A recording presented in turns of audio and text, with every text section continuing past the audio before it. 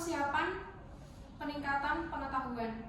Sebelumnya, perkenalkan, saya Syifa Marsanawai Aisyah sebagai Bapak Nur.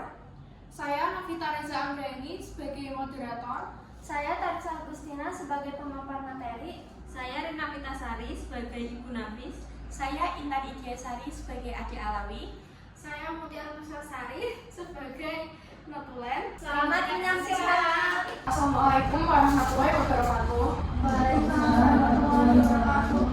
Yang terhormat Bapak Ibu selaku tuan rumah, pada hari ini kami akan melakukan promosi kesehatan mengenai kesiapan penerimaan informasi. Kemarin kan sudah dilakukan pengajian di Bapak Ibu.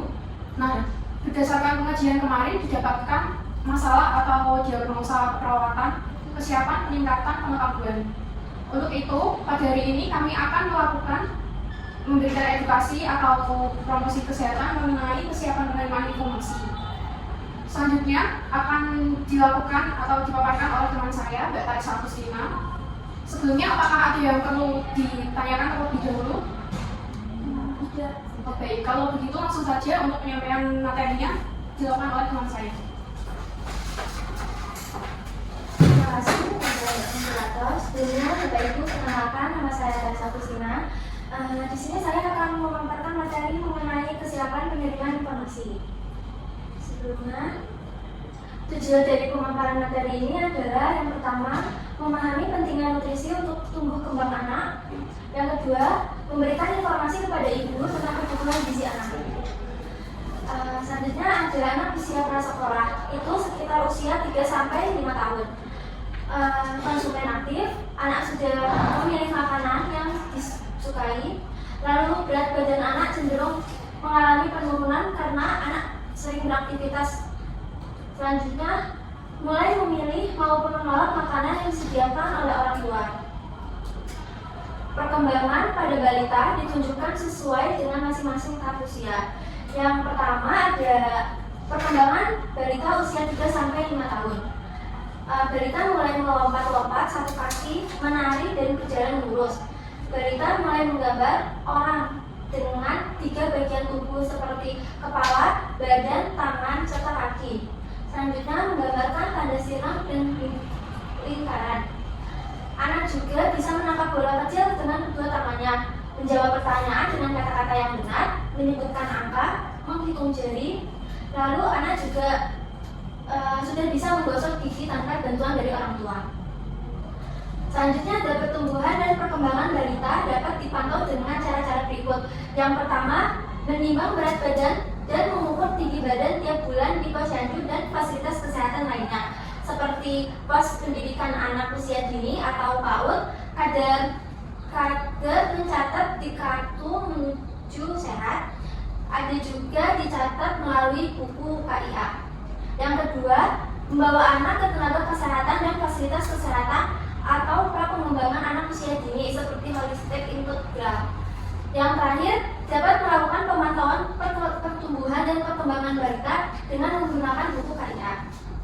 Selanjutnya, pentingnya nutrisi yang baik untuk pertumbuhan anak, yaitu ada pertumbuhan fisik yang optimal, perkembangan kognitif, dan terakhir meningkatkan daya tahan tubuh terhadap penyakit.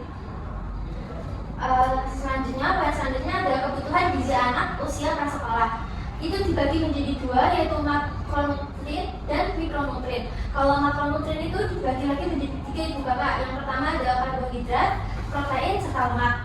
Untuk yang mikronutrien itu juga dibagi menjadi 4. Ada vitamin A, baik untuk penglihatan dan sistem imun. Lalu ada kalsium, penting untuk pertumbuhan gigi dan tulang. Dan terakhir ada zat besi, penting untuk mencegah anemia pada anak. Langsung ke sumber makanan yang sehat. Itu ada karbohidrat, bisa diambil dari nasi, roti, pasta, dan kentang. Lalu ada protein, itu terdapat di daging, ikan, telur, serta kacang-kacangan. Kalau lemak sehat, biasanya terdapat di minyak zaitun, buah alpukat, serta kacang-kacangan. Yang terakhir ada vitamin dan mineral, biasanya terdapat di sayuran hijau seperti bayam dan brokoli, buah-buahan, jeruk, pisang, atau apapun yang anak sukai.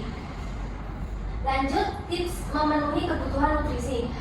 Itu ada 4, Ibu Bapak. Yang pertama, rencanakan menu sehat. Jadi makanannya divariasi setiap harinya ya Bu Bapak, serta semua kelompok makanan dalam piring makanan pada anak. Lalu cemilan sehat. Pilih cemilan seperti buah segar, yogurt, atau kacang-kacangan.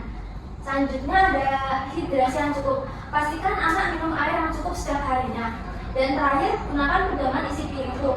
Membagi porsi makanan menjadi karbohidrat, protein, sayuran, serta buah-buahan. Lalu ada manfaat Ibu Bapak, manfaat nutrisi yang baik pada anak. Ada 3, itu ada fisik, kognitif, serta sosial. Untuk fisik, itu pertumbuhan tinggi badan dan berat badan yang sehat. Kalau bagian kognitif, meningkatkan konsentrasi dan kemampuan belajar pada anak. Yang terakhir ada sosialnya, mendorong interaksi sosial dan perkembangan emosional yang baik terhadap anak. Selanjutnya ada dampak kekurangan nutrisi pada anak. Itu ada 3, pertumbuhan terhambat atau kita sebut stunting, lalu ada masalah kesehatan jangka panjang seperti penyakit diabetes dan obesitas, dan terakhir ada gangguan perkembangan kognitif dan perilaku. Kesimpulan dari materi yang tadi saya paparkan itu saya bagi menjadi 3 Ibu Bapak. Yang pertama, nutrisi yang baik adalah fondasi bagi tumbuh kembang anak usia prasekolah. Lalu peran ibu sangat penting dalam memberikan asupan gizi yang seimbang. Dan terakhir, dengan pemahaman yang baik tentang nutrisi ibu dapat mendukung kesehatan dan perkembangan anak secara optimal. Bagaimana Ibu Bapak, ada yang bisa ditanyakan? Mau tanya? Boleh? Untuk nutrisi yang seimbang itu kenapa penting diberikan pada anak usia prasekolah? Baik, jawabannya tadi sudah disampaikan di kesimpulannya. Jadi nutrisi seimbang penting untuk mendukung pertumbuhan fisik dan perkembangan kognitif pada anak. Pada usia dini, anak sangat aktif dan membutuhkan energi serta nutrisi untuk belajar dan berkembang dengan optimal. Ada lagi yang ingin ditanyakan teman-teman? Jawabannya Mbak, kan tadi disebutkan ya, untuk makanan yang sehat kan ada pertama dari karbohidrat, ada nasi, ada dari roti, terus dan yang lain. Nah, mau tanya kalau karbohidrat yang paling baik untuk anak itu apa ya Mbak? Nah, pertanyaan yang baik Ibu. Sumber karbohidrat yang baik itu kan tadi sudah disebutkan kan, meliputi nasi, roti, gandum, dari oatmeal juga bisa, terus kentang, jagung, serta energi untuk aktivitas sehari-hari. Jadi ibu bisa ambil karbohidrat itu selain dari roti dan nasi, ibu bisa ambil dari kentang, jagung, ataupun oatmeal. Jadi kandungannya isinya sama ya? Sama. Oke, makasih Mbak. Ya, gimana, ada yang ingin ditanyakan kembali? Sudah. Kalau sudah, terima kasih atas waktunya Ibu Bapak. Saya kembalikan ke moderator. Cukup sekian dari saya. Wassalamualaikum warahmatullahi wabarakatuh.